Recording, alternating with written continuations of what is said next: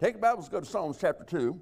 Psalms chapter 2, we actually started this back in October in our series on Psalms 2 and cut it off pretty quickly just because the Lord led to do some other things. When the Lord leads to do other things, you do other things, okay? And that's how it goes. But now just feel like getting back to this now for a little bit is what God have us to do.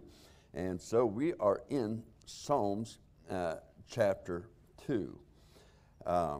And I've titled this message, Aha, You're Caught. And you say, well, what in the world is that about? Well, you'll have to listen, okay?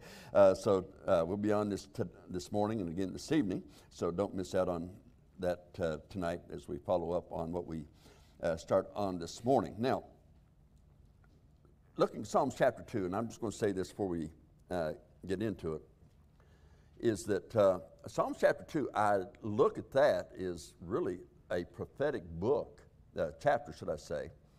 It is looking, I believe, at things that are in the tribulation and even the millennial reign of Christ.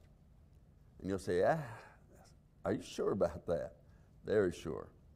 I believe that God teaches us that in this passage, and we want to see those things of the future that are in it as we get into it. And so that is what we want to do. Now, I do want to do a kind of a review of what we've covered so far, which was back in October, and then we'll really get into it. So we'll start off with the first few verses just to kind of get a review here. But let's have a word of prayer. Father, I pray now as we preach your word, I do believe, Father, this is what you want me to preach. But Lord, even though you want